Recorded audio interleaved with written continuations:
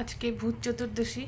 তো ভূত চতুর্দশী সবাইকে শুভেচ্ছা। কার কার বাড়িতে চোদ্দো শাক চোদ্দো পাতি হয় আমাকে অবশ্যই বলবেন। আমার বাড়িতেও হয়, দুই বাড়িতেই হয়।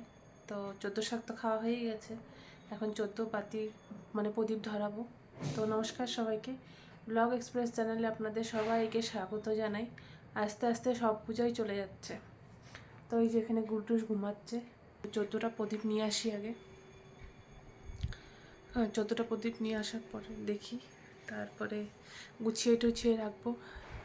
রাখার পরে রেডি হয়ে তারপরে প্রদীপ দিব। আর এখন বাজে 6টা 10। তো আগে নিয়ে আসি, ঠিক আছে? আর বাইরেটা একটু দেখাই, এত ভালো লাগছে দেখতে। আর আমাদের বাড়িতেও আজকে লাইটিং লাগিয়েছে, আমি তো পাশেই থাকি, মানে বাবার বাড়িতে। তো দেখাবো আজকে। চল আমাদের বাড়িটা আর আশপাশের বাড়িটাও পুরো একদম লাইটিংয়ে ভর্তি। একটু দেখাই,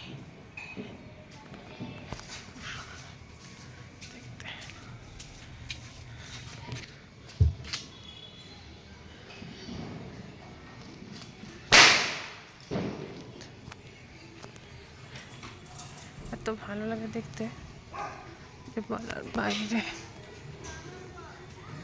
লেগেছে।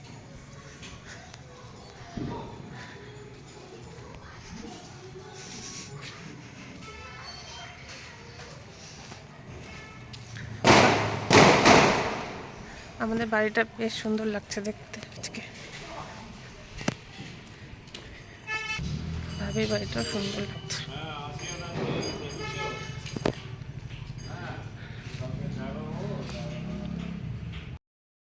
তো এই যে বসে পড়ছি, এই যে প্রদীপ নিয়ে আসলাম। প্রদীপ মানে সলতা বলতে এই যে তুলা দিয়ে বানাবো। প্রতিবার তুলা দিয়েই বানাই আমি। তো এটা রেডি করি, তারপরে একটু নিজে রেডি হয়ে তারপরে প্রদীপগুলো লাগিয়ে দেবো। বসে পড়ছি প্রদীপগুলো রেডি করতে। আগে এগুলো রেডি করে নিই, তারপরে প্রদীপ ধরাবো। তারপরে একটু রেডি হবো বললামই। একটু শাড়ি পরবো, ইচ্ছা আছে। শাড়িটি পরে দিলে পরেই ভালো লাগে। তো এই যে প্রদীপগুলো সাজানো হয়ে গেছে। আমাদেরগুলোর মধ্যে তো সরষের তেল দিব, আর গুলটুসের একটার মধ্যে ঘি দেওয়া হবে। ও কালকেও ঘি দিবে, আজকেও, মানে দুদিনই ও প্রদীপে ঘি দিয়ে আমার প্রদীপই দিবে। তো এই যে আমার প্রদীপ সাজানো হয়ে গেছে, এই যে প্রদীপ সাজানো হয়ে গেছে। আর একটা তো বললাম ঘিয়ের প্রদীপ। তো ফটাফট রেডি হয়ে যাবে, তারপরে প্রদীপগুলো জ্বালিয়ে দেবো। আর এখন বাজে 6:30। এই যে আমি রেডি হয়ে গেছি। পিছনে জামা কাপড়গুলো গোছানো হয়নি, তো একটা শাড়ি পরে নিলাম। আজকে যেহেতু চতুর্দশী, আমি গতবারও শাড়িই পরছিলাম। শাড়ি পরে দেওয়াটাই ভালো লাগে। তো এই তো যাই, এখানে প্রদীপ তো রেডি করাই আছে। এই যে এখানে বাইরে গিয়ে ধরাবো আর দিয়ে দেবো।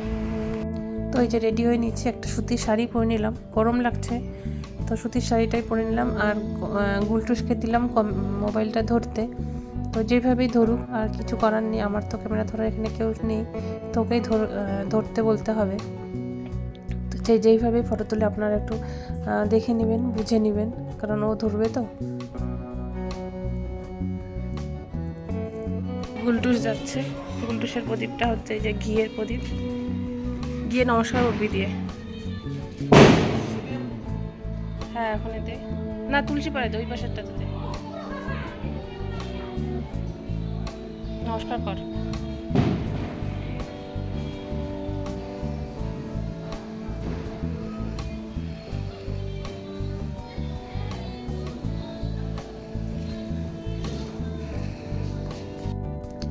এই যে পুরো বাড়িতে আমি 14টা প্রদীপ দিয়ে দেবো। দুটো তো দিলাম আমি তুলসী গাছের ওখানে, আর 12টা প্রদীপ পুরো বাড়িতে দিব। আগে আপনাদের কুয়ার মধ্যে দিব, পুরো বাড়িতে দিব।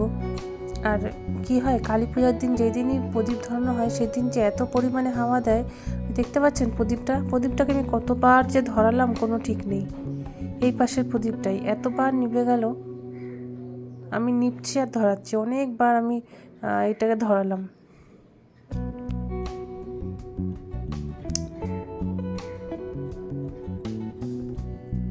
অনেকবার ধরার চেষ্টা করানোর পরে তারপরে আমি ওইখানে দিলাম। এইদিকে বাড়িতে চলে আসলাম। বাড়িতে এসে দেখি রুগলুও খাচ্ছে মানে কি, কান্নাকাটি করছে খাওয়ার সময়। আর কি, ওর তো খাওয়ার সময় খালি কান্নাকাটি, খায় না ঠিক মতো। তো তো খাওয়া দাওয়া করুন। এখানে খাওয়া দাওয়া করার পরে শুভ্র একটু চা এনে দিল, চাটা খাই, একটু বোম টোম ফাটাই। তো ভিডিওটা বলবেন অবশ্যই কীরকম লাগছে, লাইক করবেন, কমেন্ট করবেন, সাবস্ক্রাইব করবেন। তো চাটা খাওয়ার পরে আমরা একটু বাইরে যাব এই কয়েকটা বোম টোম ফাটানোর জন্য। ওই যে ডুকডুক টুকটুক করছে, লাইটিং দেখবো আমরা।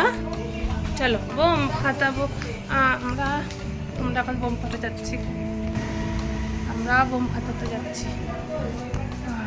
দেখি হ্যাঁ বাইরে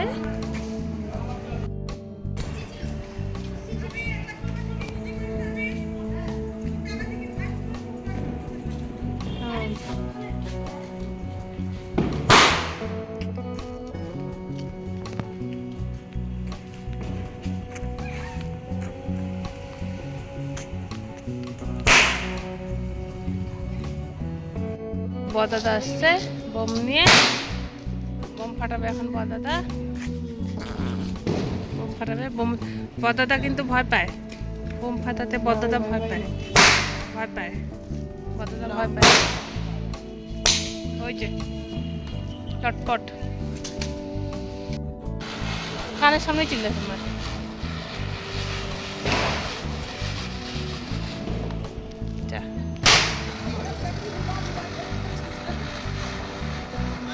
দেখো আমার গাড়ির চাকা ভিতর না ঢুকে যায়। না না নিয়ে যাবো, দেখো